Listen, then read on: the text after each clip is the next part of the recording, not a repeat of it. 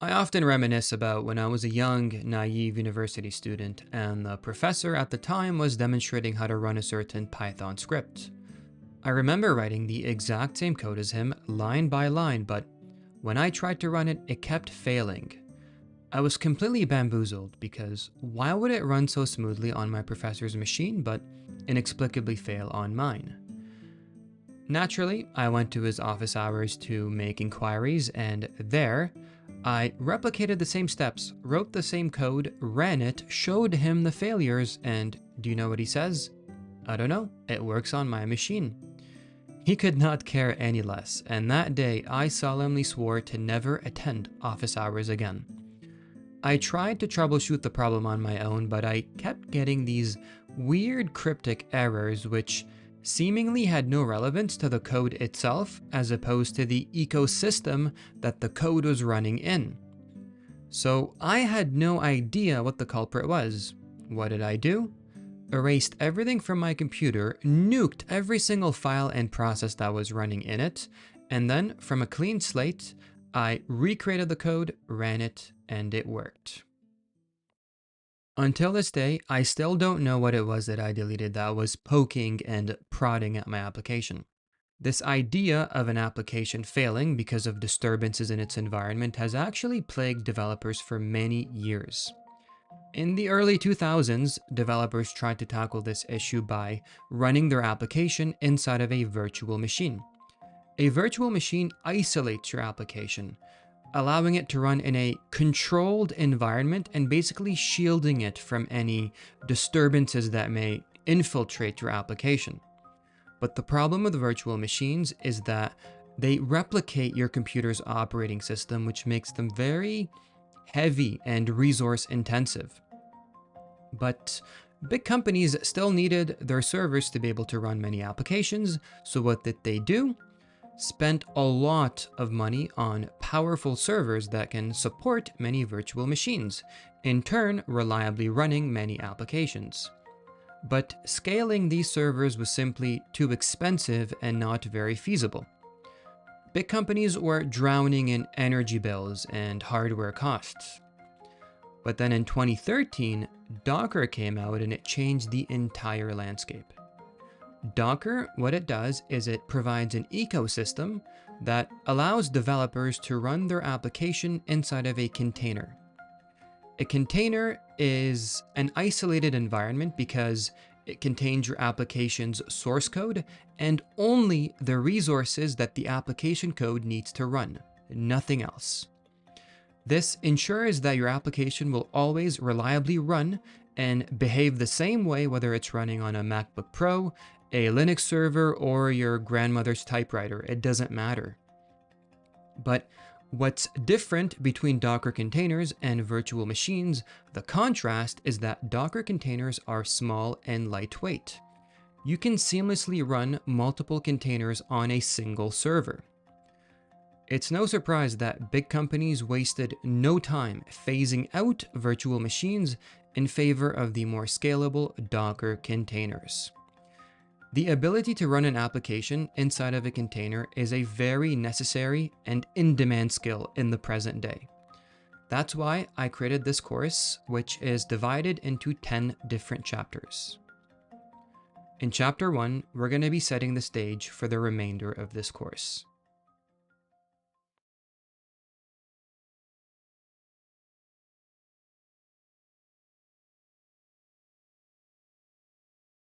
Every lesson in this course is connected to a starter project. I also course, and all of these resources, the starter projects and the exercises, I uploaded all of them inside of my GitHub repo, whose link you can find inside of the video's description. So go to my GitHub repo now. Feel free to pause the video until you do so.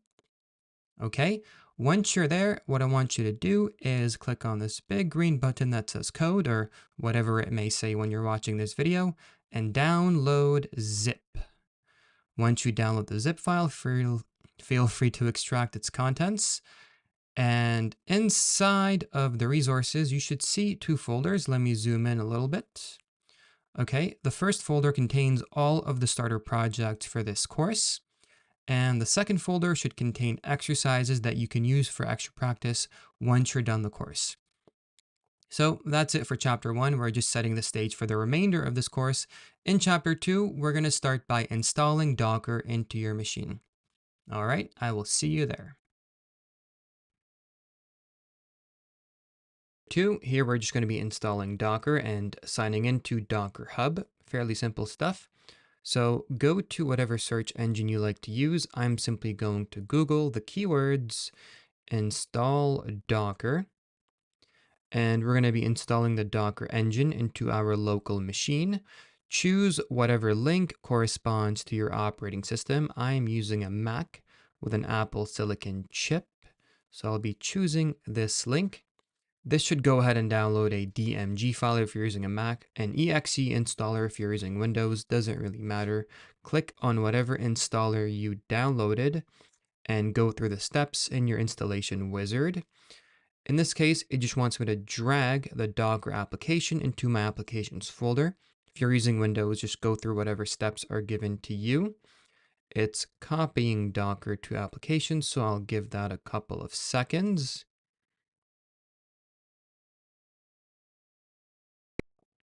All right, it's a big 2 gig pad. See if Docker showed up.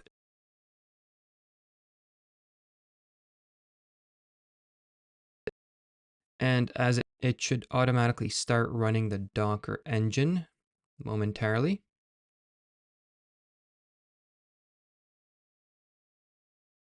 Open it. All right, as it stands, the Docker engine is officially running on my computer. I can confirm this by going up top, seeing the Docker logo that says Docker Desktop is running. If you're using Windows, you should see something similar on your bottom right toolbar.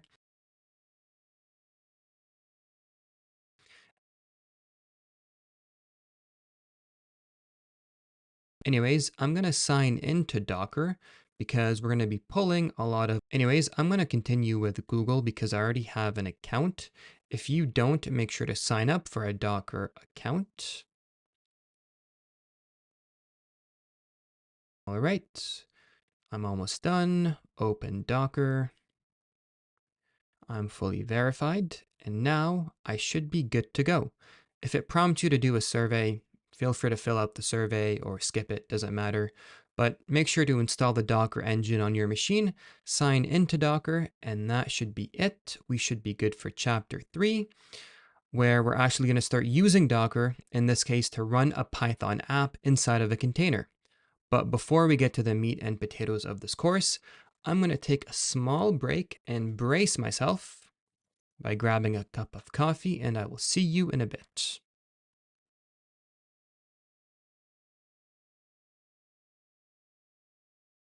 In this chapter, you're going to run a Python script without actually installing Python itself. Why would this be useful? Depending on the machine that you're using and the operating system that it's running, the process for installing Python is going to be different. Some installations might be very seamless, others might be a little bit more involved, and others might simply keep failing because the system is just not compatible with the Python package itself. Now, Docker ensures that the process is consistent regardless of the machine that you're using. That's because when you use Docker, nothing is installed into your system. Everything happens inside of Docker itself. The process is as follows. Python is composed of 3 major parts: the interpreter, the standard library, and the Python package manager pip. What developers did is they took a snapshot of their Python environment at a specific point in time. This snapshot is called an image. Where did developers upload this image? Docker Hub. Docker Hub is a global registry that contains Python environments, Java environments, Haskell, you name it. What I can do is, from Docker Hub, I can pull the Python image into my local Docker cache. The Python application that I want to run using Docker is somewhere in my computer's file system, somewhere in my host machine. So using Docker, I can create a Docker container. And then I can mount the Python application from my host machine into the Docker container where it can access the Python environment that we pulled. Then I can run my Python application using the pre-configured Python environment. Once the application is finished running, once it's done executing, I can destroy the container. And if I decide, hey, you know what? I don't really want to use Python anymore, I can destroy the image as well. I can remove it from my Docker cache. And it's like it never existed. Let's put all of that into practice.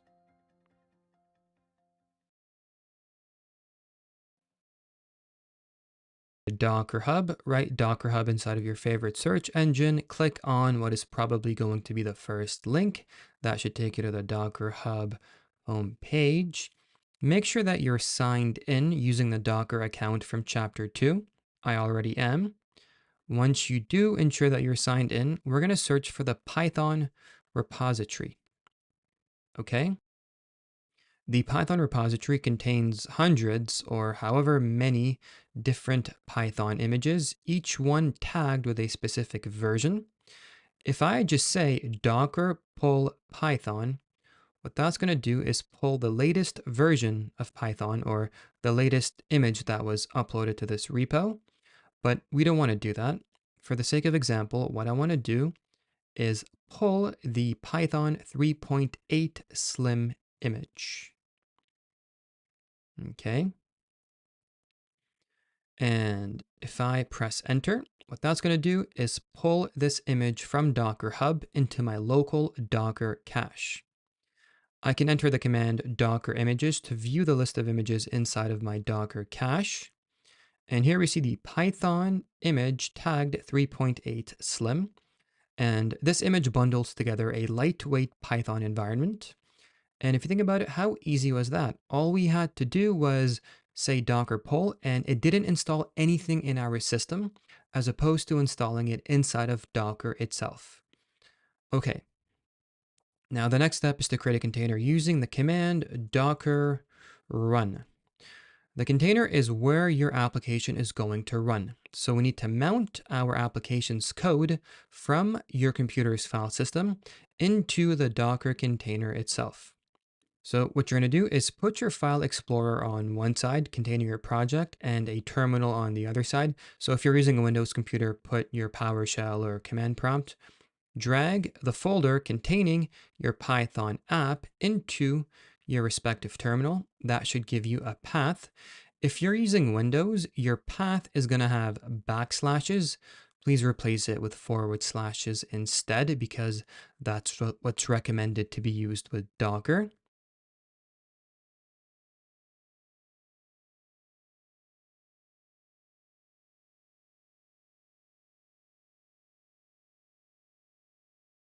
Okay, and then we're going to use the command dash stands for volume mount.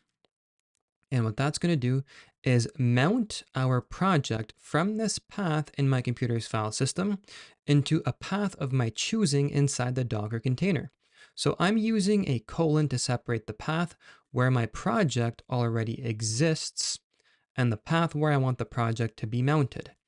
I can put this pretty much anywhere, so followed by a front slash, I can specify any path inside of my container. Let's say source/app.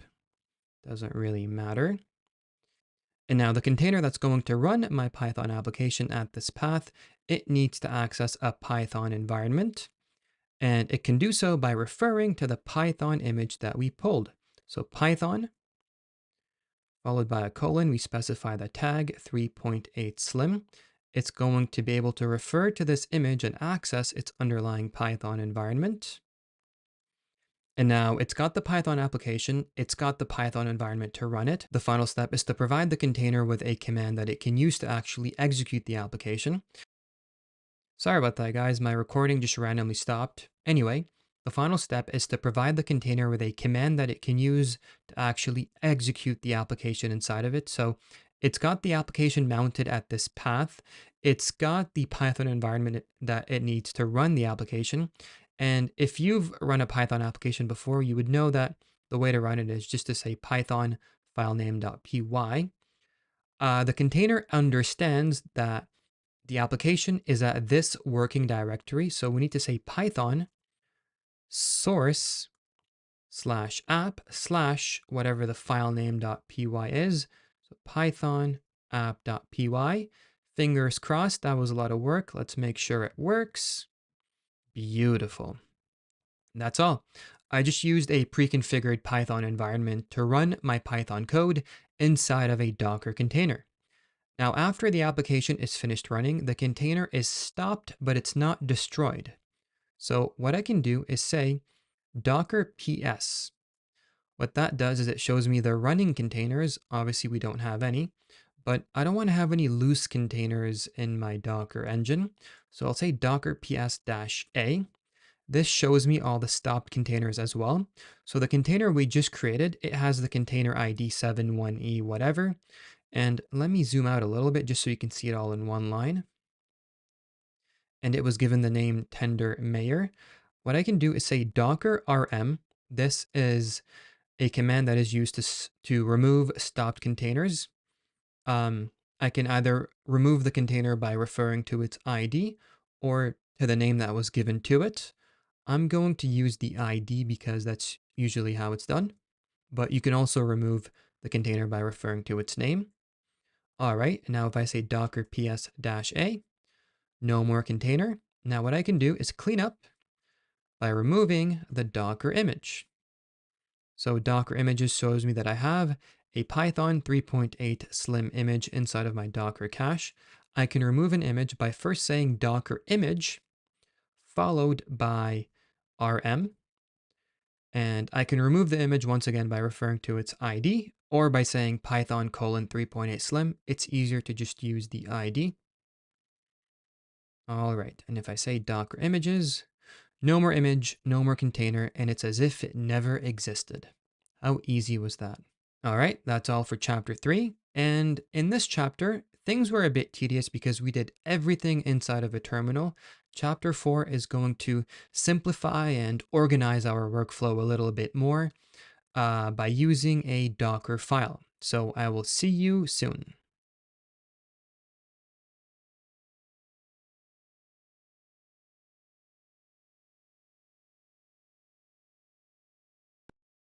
In this chapter, you will expand. In chapter 3, we combined all of the container's instructions into a single command. This approach, although common, is just a little bit messy.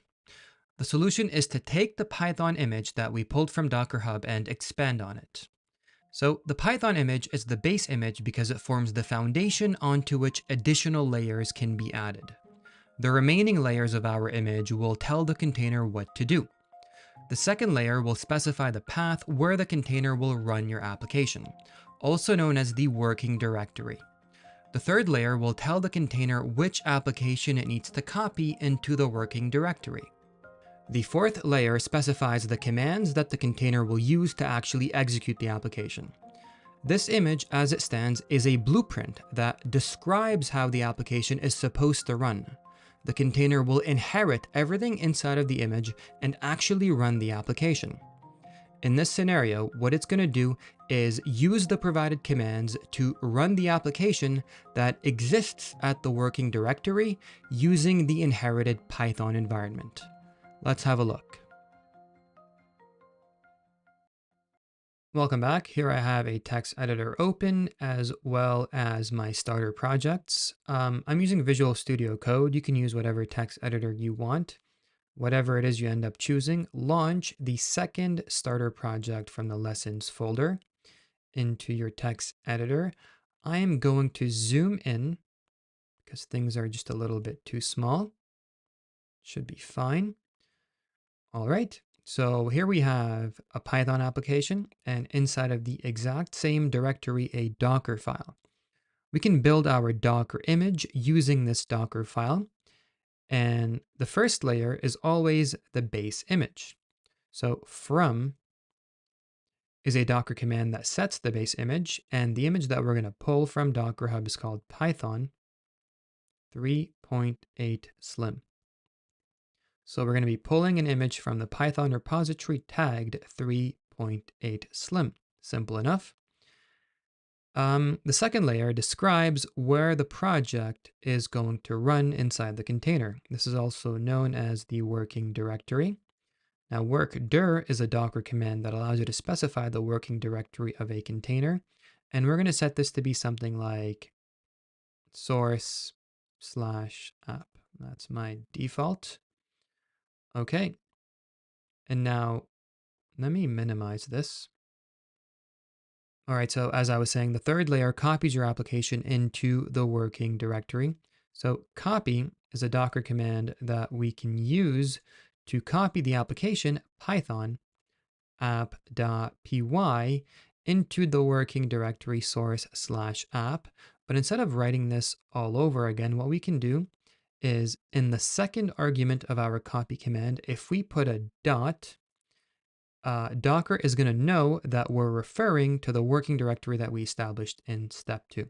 So that's what this dot means when you place it as the second argument of our copy command. The dot means something totally different if you place it over here.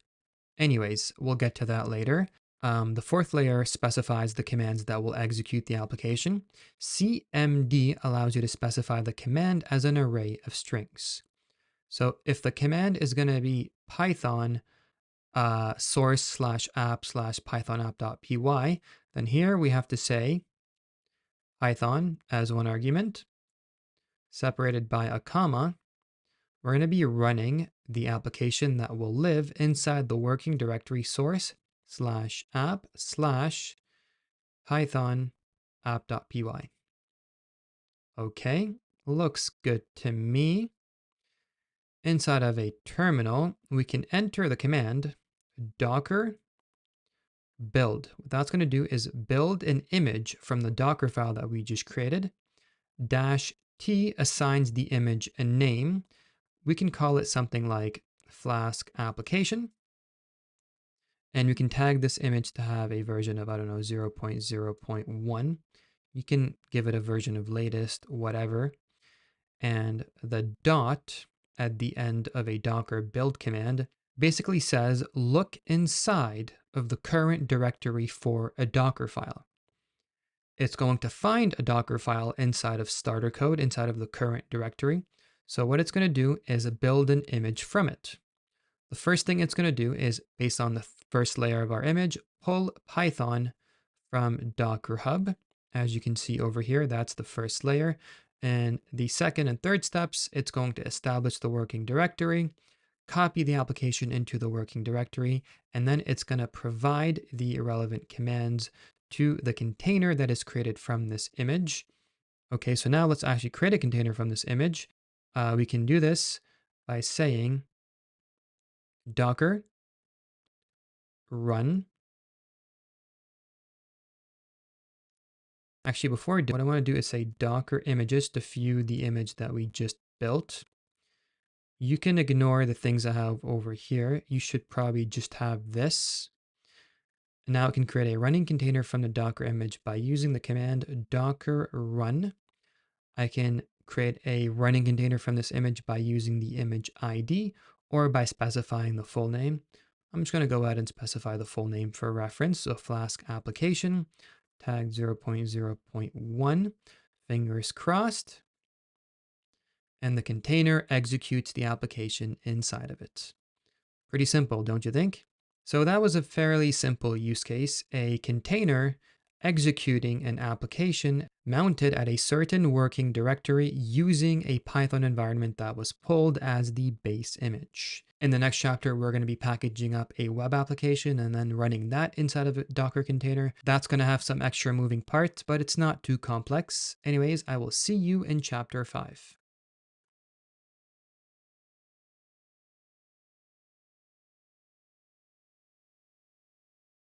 Chapter, you will run a web application from inside of a Docker container. A web application contains numerous files of code which rely on dependencies in order to compile. We need to create an image that captures the application source code, installs every single dependency that the code relies on in order to compile, documents the port that the application runs on, and pulls the environment that the application needs to run. So the web application needs a Python environment in order to run. So what we can do is pull the Python 3.8 base image from Docker Hub. The base image forms the foundation onto which additional layers of our overarching image can be added, which means the second layer will specify the path where the container should mount the web application. Remember, this is also known as the working directory. The third layer of our image is going to tell the container which files it needs to copy into the working directory. One of these project files is a text file that contains a list of dependencies that the application depends on in order to compile. So the fourth layer is going to use the run command to actually install every single dependency that's listed inside of that file. The fifth layer of the image is going to provide documentation. This step will do nothing except inform the developer which port inside the container the web application is going to use. The final layer, as always, is going to provide the container with commands that it can use to actually execute the web application. This image that you see here is a blueprint from which a container can be created. The container actually mounts the web application source code into the working directory, inherits the dependencies that the code relies on in order to compile, the environment that it needs to run, and the commands that it will use to actually run the application. After everything is set up, the container uses the provided commands to run the web application that exists at the working directory using the inherited Python environment. The image also documents which port in the container the web application is using. Using this information, I, the developer, can map the container port to a port on my machine. This allows my browser to actually access the application because it will make a request to a port on my machine, which is connected to the port that the app is using inside of the container. Let's put all of this into practice. Welcome back. So once again, I've got all my starter projects on one side, my text editor on the other. I'm just going to go ahead and drag the third starter project into my text editor. Once again, feel free to use whatever text editor you like. I'm using VS Code. Anyways, as before, we can build our Docker image using a Docker file. So using the from command, we can set the base image. And the image that we're going to pull from Docker Hub is Python. We're going to be pulling it from the Python repo, and it's tagged 3.8 Slim, the Slim version of Python 3.8. All right, we can use the work dir command to specify the path where the container will actually run your project. I'm just going to stick to source/app. You can use whatever path inside of your container. The next layer is going to tell the container to copy all of these project files into the working directory. So here I'm going to say copy. The first dot argument refers to every single project file inside the same directory as the Docker file. The second dot argument refers to the container's working directory. So this line reads, copy every file in this directory into the container's working directory. All right. Now, doc command to specifically run installations during the image building phase. The image that we're currently building can leverage the Python environment to run the Python package manager pip. Install all the requirements inside of requirements.txt, or I should say Flask demo/requirements.txt.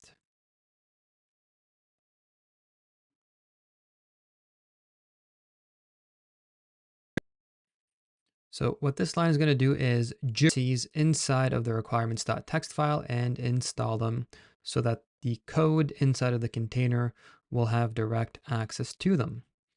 Okay, the fifth layer of our image is simply going to provide documentation. So the expose command will inform the developer, whoever is going to be creating a container that runs the application, that the underlying application will be using port 5000 of their container. How do I know that? That's just because the application was programmed as such. The person running the container probably won't have access to the code, So we're just providing them that documentation so that they will know how to serve requests using this app. All right. The final layer provides the container the commands that it can use to actually execute the application. So CMD, inside of it, we're going to define the command Python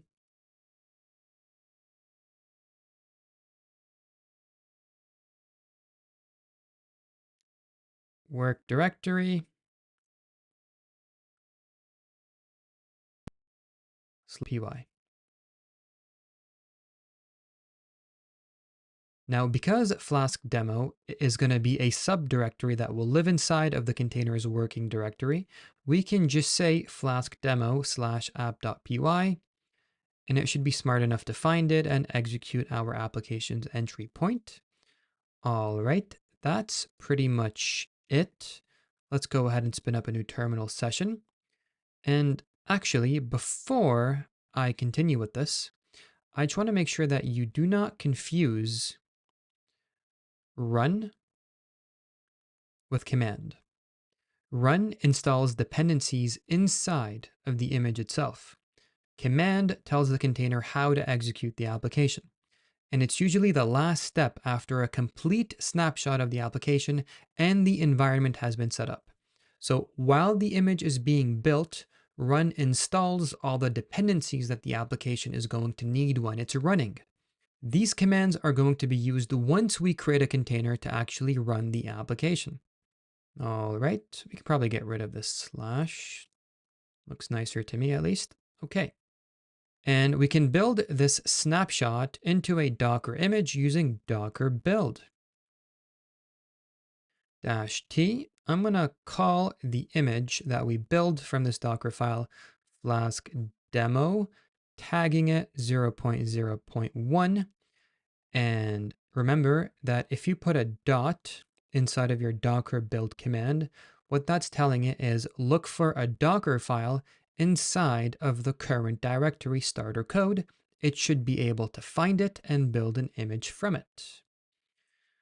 All right, so during the image building phase, here you can see it ran pip install -requirements.txt and installed all the dependencies that the application is going to rely on. It also pulled the Python image from Docker Hub as we expected it to. So here we have all layers of our image, as well as the image itself providing the commands that the application is going to rely on. I'm going to say Docker images to make sure that everything is working properly. Beautiful. If you have any other images other than Flask demo 0.0.1, make sure to delete them the way I showed you before, Docker image rm, pasting in the image name or the image ID, whatever you want to do. Anyways, my cache is pretty clean, so I'm going to go ahead and say Docker inspect, and I'm going to inspect the following image. Let's use the ID just to change things up. Docker inspect the image with this ID. And the image is telling me, the developer who will be creating a container from this image, that the underlying application is going to be serving requests on port 5000. This is very valuable information for me because now when I create the container, Docker run, I know that my application is going to be serving requests on the container port 5000. So I can map the port in the container that the application is using to any port on my machine. So the first one refers to the machine port. The second argument after the colon refers to the container port. And I'm going to create a container from the image that we called Flask demo 0.0.1. I can also use the image ID, but I like to vary things just for you. Let's try it out. Strange. It seems that port 5000 of my local machine, not of the container, is already being used for whatever reason. I must have another process running on my computer. So what I'm going to do is map the container port 5000 to, let's say, localhost 3000. Okay, that should work fine. So now by making a request to port 3000 of my host machine, the application will be able to forward a response through its container port. So let's say localhost 3000. Wonderful. All right, that was it for chapter 5. In chapter 6, we're going to be wrapping all of this up by pushing everything to Docker Hub. But before we do that, what I want to do is clean up. I'm just going to delete the container. So Docker PS, oh, we don't have any running containers. Let's say Docker PS-A. We've got 2 stopped containers, or at least I do. I'm going to delete both of them. Docker RM, just so you can see it better. I'll delete the container with this ID. And just to vary things up, Docker RM, I'm going to delete the container with this name. If I try this again, Docker PS-A, no more stopped containers. We still have our image. All right, now let's go ahead and delete the image. Docker RM flask demo 0.0.1. Docker images, make sure everything is good. All right, I think we're ready for chapter 6. I will see you there.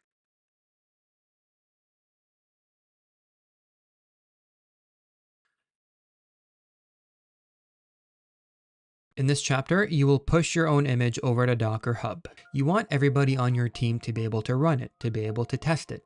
So you package it up into an image that contains the application's source code and only the resources that the application needs in order to run. Then you go ahead and push it over to Docker Hub. From there, anybody should be able to pull this image from your Docker Hub registry and create an isolated container that can run the application. Let's have a look.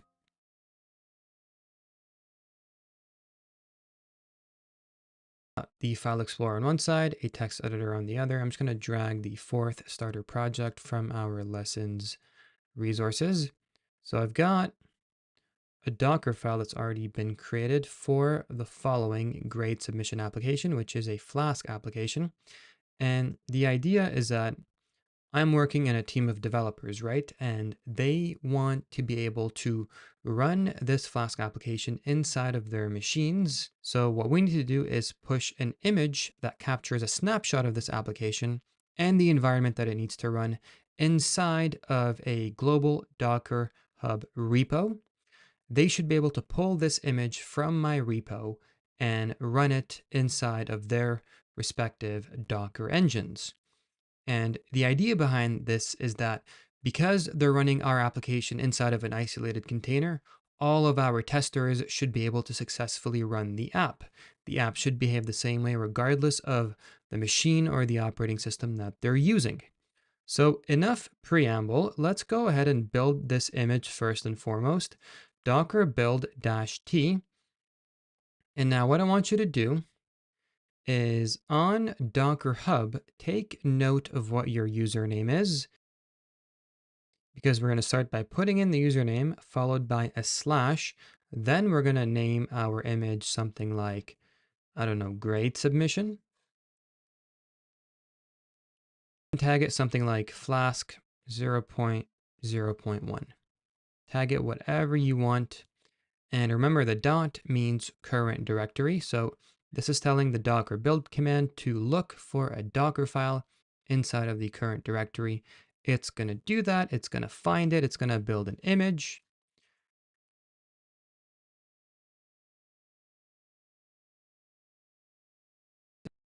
All right. And we're going to be pushing this. And I'm going to say Docker pushing the following image tagged Flask 0.0.1 to Docker Hub.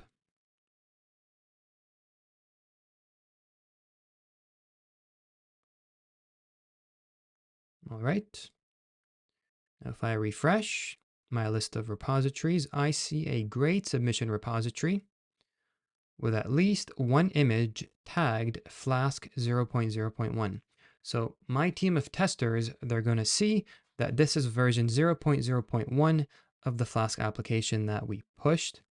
And now we're going to take the position of testers. We're going to assume that we've never been exposed to this image prior. So what we can do is say Docker image remove, removing this image from our local Docker cache because it wouldn't make sense for us to have access to it beforehand.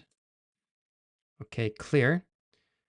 And one of my testers, what they would do is they would go to the tags view and they would copy the following pull command to pull version 0.0.1 of our Flask application.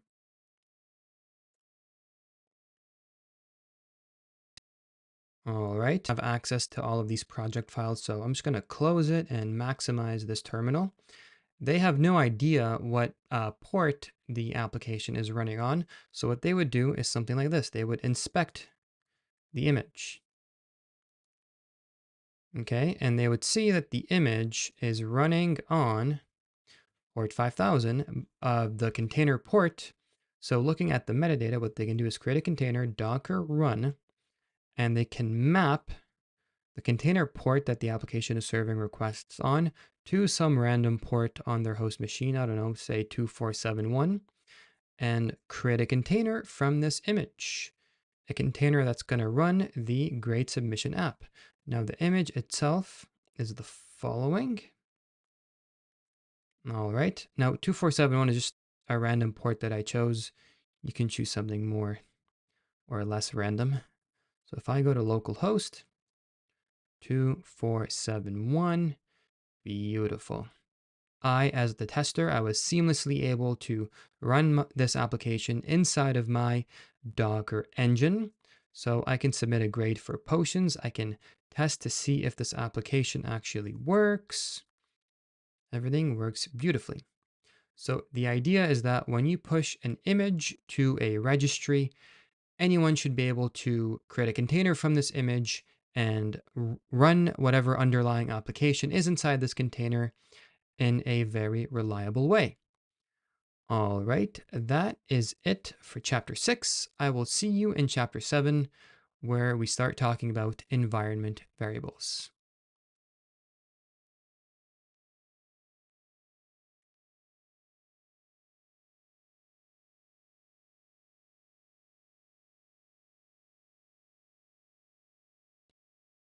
In this chapter, you will learn about environment variables. Like a database name and the credentials needed to sign into that database is sensitive information, and it should never be written directly inside of your codebase. The application should depend on the environment that it's running in to provide it with this data. The environment, a Docker container in this case, can pass this data into the application in the form of environment variables. Let's have a look.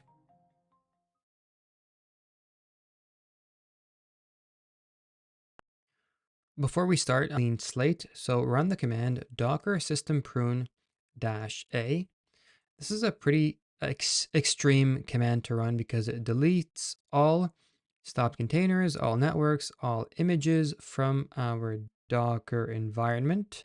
I'm going to continue. It deleted quite a bit of stuff for me, but if I go to Docker images now, as well as Docker ps-a, I've got no images, no containers. We're off to a clean slate. And let's begin our lesson. So here I've got my text editor and all of our starter projects. I'm going to go ahead and launch starter project number 5. We're making a lot of progress. Okay, don't care much for the application itself right now.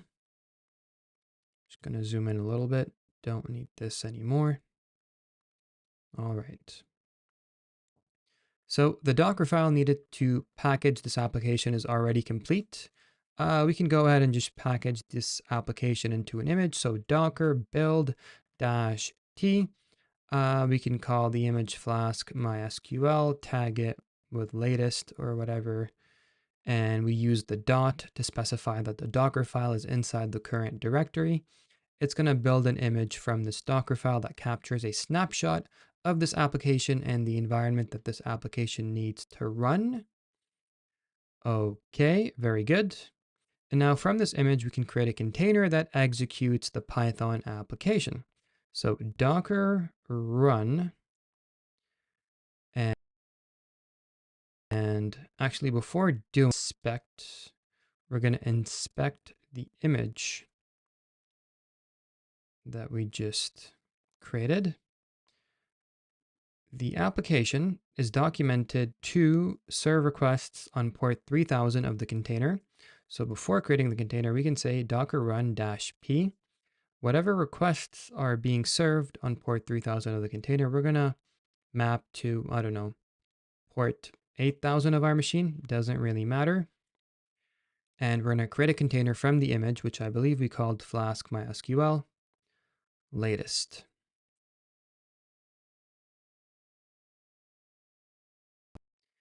The application inside of the container fails on environment variables being passed into it from the environment itself. Now, normally the developers would tell you what the environment variables are, but in this case, what we're going to do is just look into the code itself and see what environment variables this application relies on. The code is also very simple, so not a big deal. So here we can see that the Python application depends on the environment that it's running in to provide it with a host, a user, a password, and a database. We can create a container that maps the container port to a machine port and provides the application with the variables that it needs in order to run. The first variable that the application is asking me for is the database host. The host tells the client application which network to go to in order to find an instance of MySQL. I expect that when we eventually install MySQL, it will be connected to my host machine's network, to my computer's network, on port 3306, which is the default for MySQL. So you might be thinking, hey, we can just tell the application to look inside localhost. So I can set the environment variable or database host equal to local host. But from the application's perspective, which is going to be local to an isolated container, local host refers to the container itself, not the entire host machine. That's why Docker actually provides a special field called host.docker.internal, which translates to the host machine's network. The application is going to be able to use this information to look for a MySQL server inside of the correct host. If it finds one, it's going to need a username and a password in order to authenticate against one of its databases. So we can say -e. We're going to set the database user equal to user, create another environment variable called database password, which we're just going to set equal to password. We're going to give the application another environment variable called database name, called DB. So basically, the database host is going to help the application find an instance of MySQL by going over to the correct network. Database user, database password are the credentials that the application needs in order to authenticate against one of the databases inside of the MySQL instance that it connects to. So we don't really care about the logic that the application uses in order to do all that. All we have to do is, as the people running the application, provide it with the information that it needs in order to do so. I expect that when we eventually run MySQL is going to have a database called DB, and that database can only be accessed with a username of user and a password of password. So let's go ahead and just run the container, and I'm going to navigate to localhost 8000.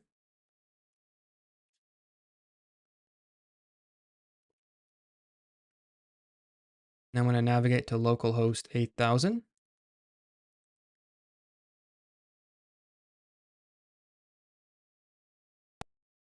If I zoom in, and the application failed to connect to an instance of to do so, when we eventually run an instance of MySQL, it has the correct database host, it has a username and password that it can use to authenticate against a database called DB. So in chapter 8, we're going to be setting up MySQL. For now, just keep the container running with the application running on this port, and I will see you soon.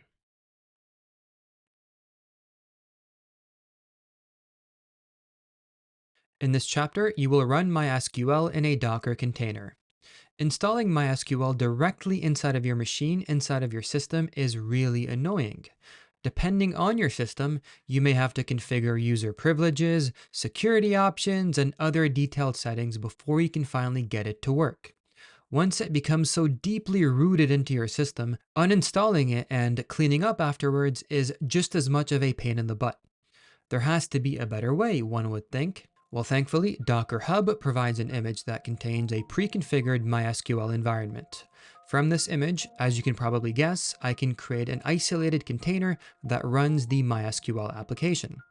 That same container can pass environment variables into MySQL to initialize a database that expects certain username and password credentials. Once you're finished with your MySQL application, cleaning up is as simple as stopping the container, removing it, and deleting its image from your Docker cache. And just like that, it's like it never existed. Let's have a look.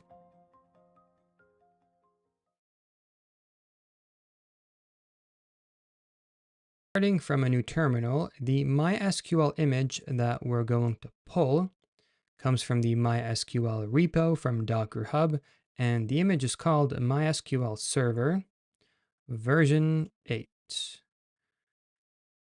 All right, go ahead and pull this image into your Docker cache from Docker Hub. And from this image, we're going to be creating a container that runs MySQL. And within MySQL, we need to initialize a database called DB that is supposed to expect this username and password. The reason we're going to have MySQL initialize such a database because we already have a Flask application trying to connect to it. Right now, there is no MySQL instance, so we're going to be working on that. So looking at the documentation, we can see that from our container, we can pass the following environment variables into the underlying MySQL application. So going back here, I can say Docker run. The MySQL app is going to be expecting these three variables. So MySQL database, which we're just going to set equal to db-e, MySQL user, which we're just going to set equal to user, MySQL password, which we're just going to set equal to password. And we're going to create a container from the image that we just pulled from Docker Hub. All right.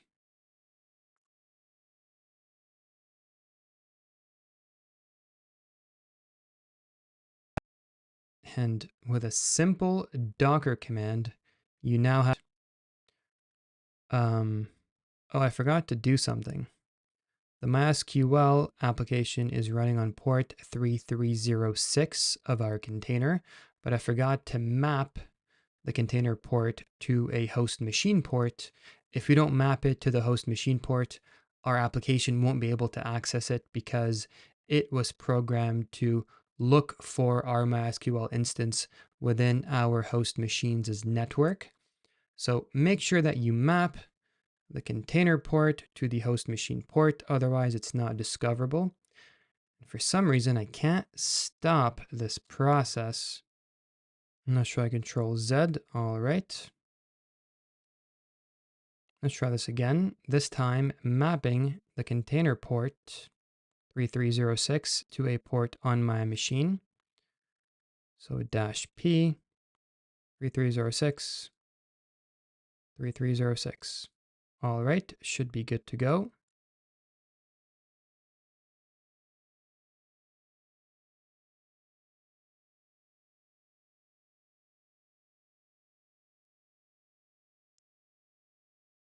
Trying it out now. Our application was successfully connected to that instance of MySQL.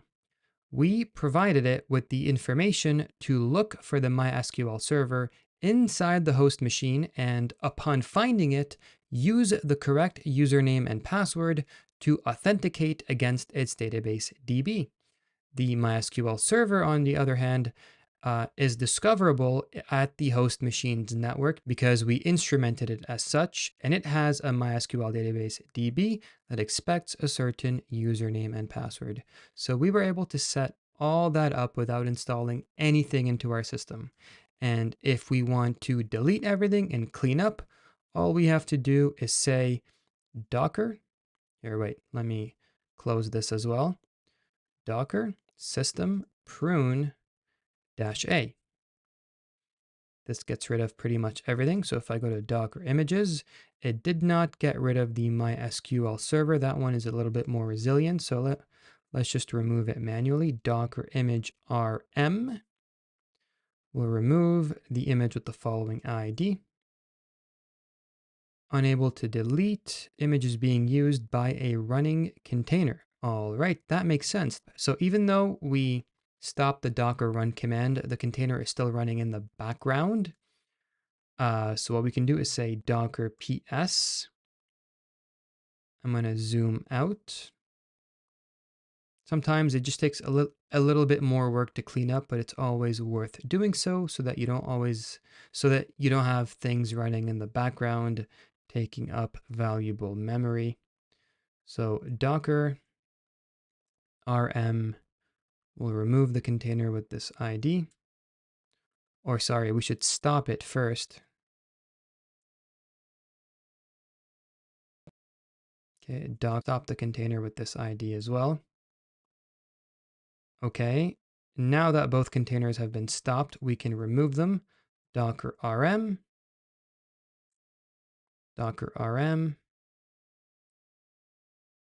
Now I can go back to Docker images, delete this image as well, Docker image rm. All right, if I say Docker images now, Docker ps-a, everything has been cleaned up. We have no more loose containers, no more loose images. We were able to run a Flask application and connect it to MySQL so seamlessly, and then we cleaned everything up and it's like nothing ever happened. All right, now although we were able to do this in such an easy manner, it was a bit tedious running a Flask application on one terminal and running MySQL on another terminal.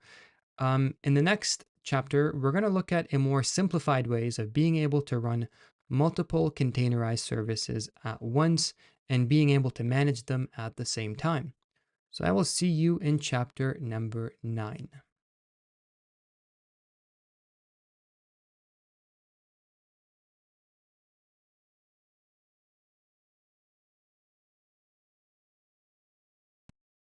In this chapter, you will create a multi-container environment, multiple containers at the same time. In the previous chapters, you wrote 2 separate commands. The first command creates a container that runs the Flask application, and the second command creates a container that runs MySQL. Running and managing 2 containers separately is really annoying and cumbersome. Docker Compose creates an environment where multiple containers can seamlessly communicate and run alongside each other. It follows that you can configure both containers inside of a single file, where each container is responsible for what's called a service, your application in this case. The first container will run a MySQL instance, a MySQL service, and the second container will run a Flask service, a Flask application. You can name the containers whatever you want. The MySQL container will be created from the MySQL image that we previously pulled from Docker Hub, and the application container will be created from the Flask application image that we created ourselves. Under environment, you can specify the environment variables that each container will pass to its underlying application. The MySQL container will authenticate users against a certain username and password in order to access its database DB. The Flask application will try to connect to a database being hosted inside the MySQL container, and we can provide it with the credentials needed to authenticate against the database DB. We can also map the port that each container will run on and control which container runs first by saying that the Flask container depends on the MySQL container. Next, calling Docker Compose up will create both containers, starting with MySQL, And then I can destroy both containers all the same by calling docker compose down. That is just beautiful. Let's have a look. All right, once again, I have starter code number 5 opened up inside of my text editor. We're not quite done with it just yet because it does contain a Docker Compose file that we need to investigate. First and foremost, what I want you to do is recreate an image from this Docker file. I've already got the command set up, so I'm just going to enter it. All right.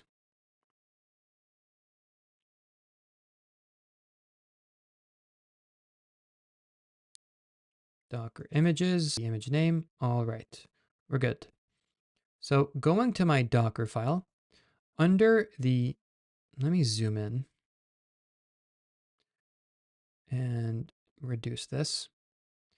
Under the services field, we have a container called MySQL and another container called Flask app. It follows that the MySQL container will be running a database service, and the Flask app container will be running some sort of web application, which in this case was a very simple web app that just connects to MySQL. Anyways, you've seen the application before. Now you can basically rewrite the commands from earlier as fields in a Docker file. And what I'm going to do is get the command that we created earlier for MySQL and temporarily copy it over here with comments, of course. I'll be deleting it shortly, don't worry. So under the image field, you need to specify the image from which the container will be created.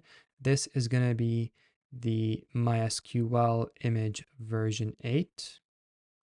All right, so we've got that set up right over here.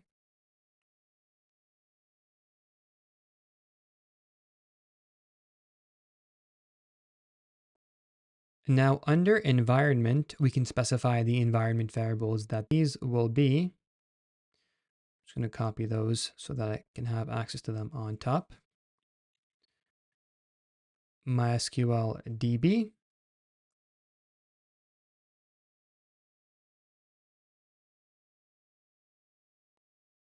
MySQL user, MySQL password.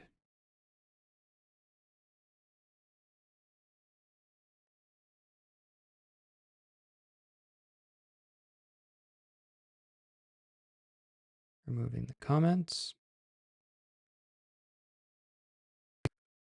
Under ports between the container and the host machine, you'll remember that we had that set to 3306, 3306.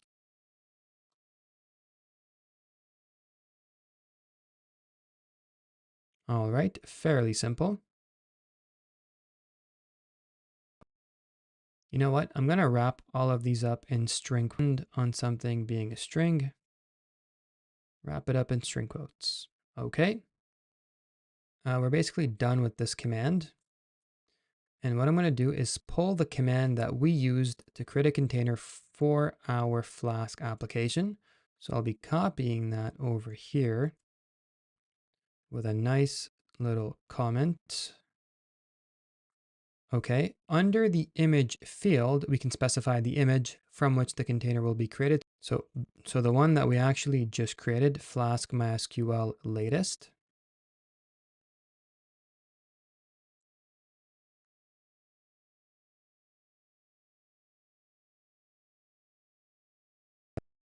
Okay, and now under environment, you can specify the environment variables that take the environment variables from earlier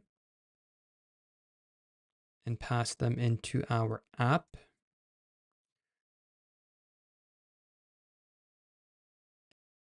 So the database host is that you should really watch your spacing when you're inputting stuff in YAML.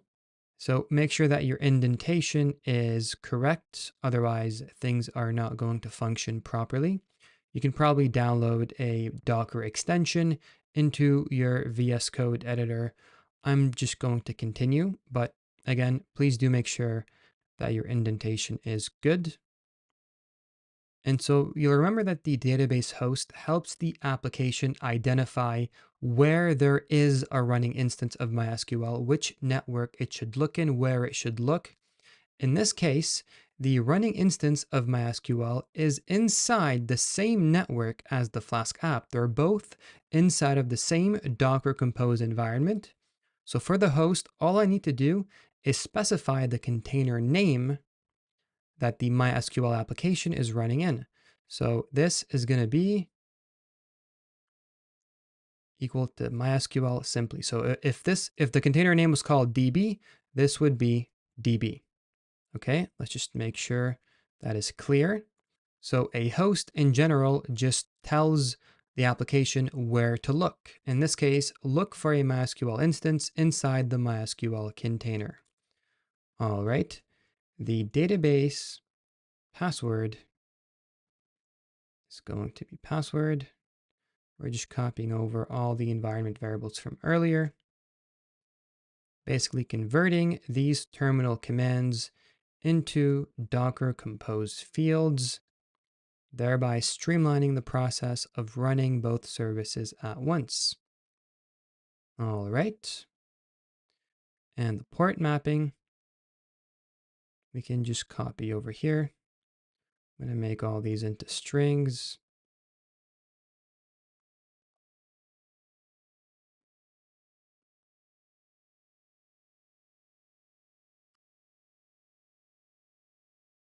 All right, wonderful. Is instead of having two separate terminals running two separate containers, I can simply say Docker compose up. It seems that I've forgotten a field depends on. So the Flask app container depends on the creation of a MySQL container first. So here what we can do is reference the MySQL container. And this ensures that the MySQL container is created first, followed by the Flask app container, which depends on it. So now if we call Docker compose up, it starts MySQL container, first pulling the MySQL image from Docker Hub. All right, and it ran both of them at once. That is just amazing. So our Flask application, which is supposed to connect to the MySQL instance, is running on port 8000. Let's make sure that it actually is.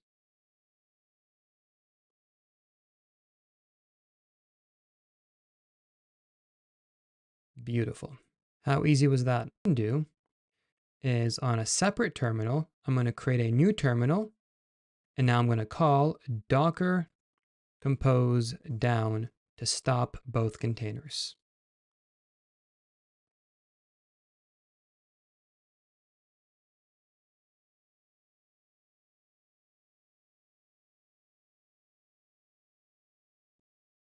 This should take some time. Does it stop both containers? It destroys them. So now if I go to Docker images, I've got my Flask MySQL image, the MySQL server image. I can delete both of them by saying Docker image remove, Flask MySQL tagged latest, Docker image remove, MySQL server tag 8.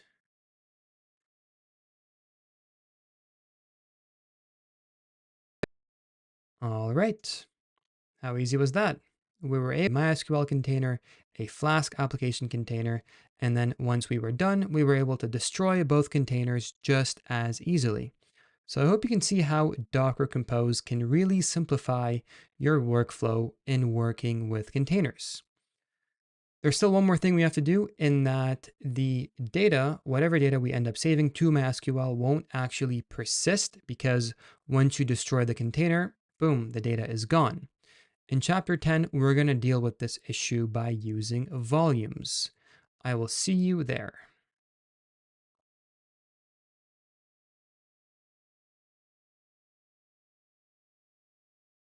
In the final chapter, you will connect MySQL to a persistent volume. The default behavior of MySQL is to save its data inside of var/lib/mysql. If you destroy the container, you destroy the data inside of it as well. The solution is to create a persistent volume. A volume claims space on the computer itself, your host machine. You can then mount the persistent volume onto a path where MySQL stores all of its data.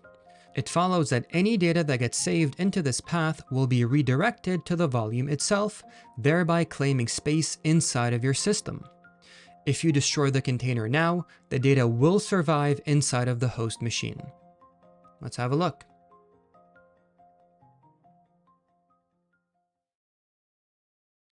All right, on to the final chapter. Let's drag the final starter project from our lessons folder into whatever editor you want to use. Zooming in a little bit. So here we have a Docker file that's already been made for us. You're welcome. Let's create a new terminal, and here we're going to create an image that you can call whatever the heck you want. I'm going to call it Grade Submission version 0.01, and we will create an image from the Docker file at the current directory.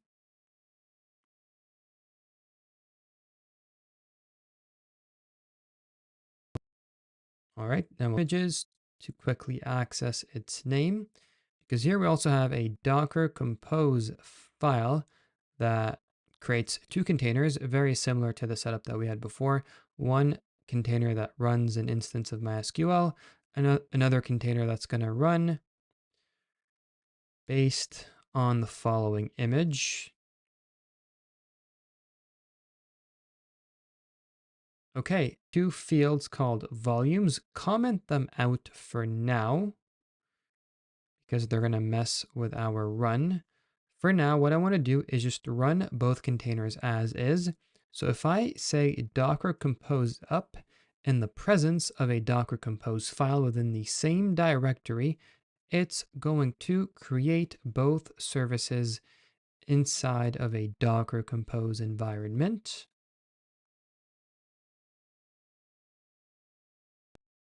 This might take. All right, so here we have our Flask app running, our MySQL instance running as well. I'll go to localhost 8000 to access my application. Oh, it's running on port 8080. All right, I think I'm zoomed in a bit too much. I'll submit a grade for Harry. In potions, give him an A-. Everything is perfect so far. But now, what happens if I say Docker compose down, thereby stopping and destroying both containers? So our Flask app saved Harry's data into the MySQL database, but if I destroy that container alongside all the data inside of it, can we expect the data to reappear when we restart the process? Probably not, but let's find out nonetheless. So I've destroyed both containers. Now I'm going to restart the process by calling Docker Compose up. It will recreate the MySQL instance.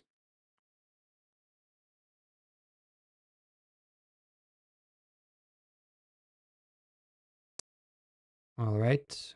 Notice how the MySQL service gets ending on it. Anyways,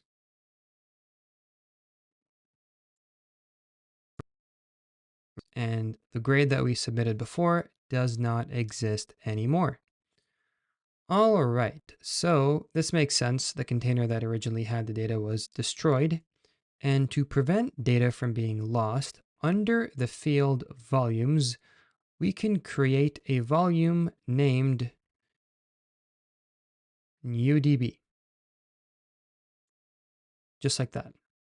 You can call the volume whatever you want. This volume, UDB, will take up space inside of your machine itself, inside of your host computer. Under the MySQL container, I'm going to remove this comment, press Enter, tab of space. Here, I'm going to define or mount the new DB volume onto the path where MySQL stores all of its data. So remember, that's var/lib/MySQL.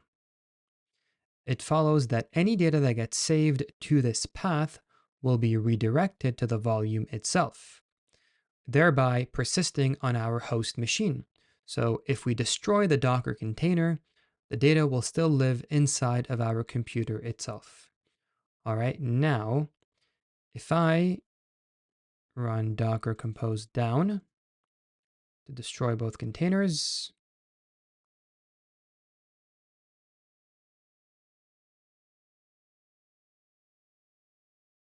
it's going to take a few seconds. I'm going to call docker compose up again.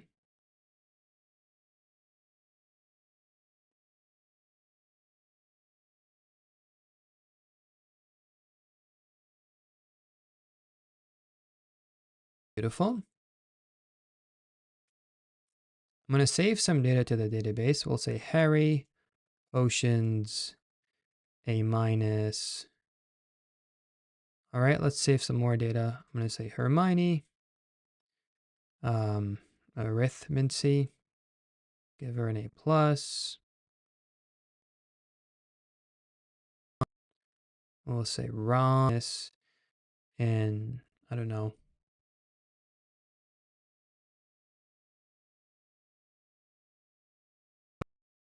Quidditch.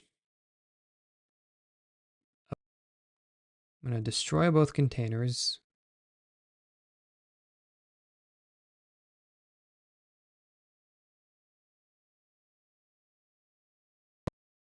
We don't really need to destroy the one, but whatever. They're both running in tandem. Now I'll say docker compose up to recreate both containers from their respective images.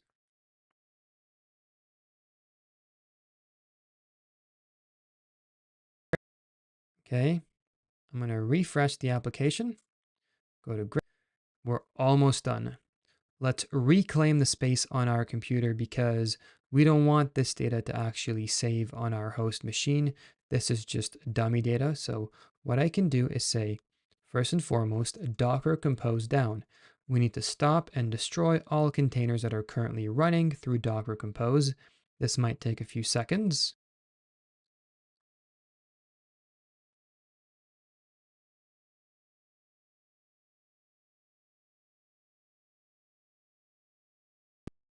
Okay. And now, -A.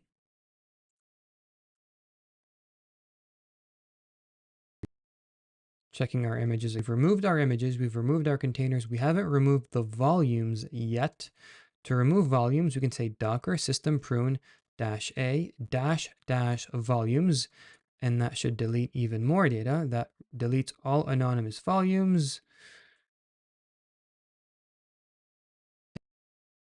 And this is ran from the future. So the reason this didn't work is because the volume we created, newDB, isn't an anonymous volume. It's a named volume. And the way to verify that is we can say docker volume ls to list all the named volumes. And this is the volume that we need to remove. So now what I'm going to do is say docker volume rm, remove the volume with this name. And it should be gone now, docker volume ls. All right. So I'll let you get back to the main course. See you there. All right, this pretty much wraps up the Docker course. We've covered almost every single important topic. If you're feeling confident, I could not be happier. That is what this course is intended to do, but you're not done yet. On my website, Learn the Part, I have exercises that are connected to all the workbook starter projects that are inside of your course resources. So make sure to go to the link that I will leave you inside of the video description. Once you enter the link, it should present you with a bunch of exercises that are very, very relevant to all the course material that you learned.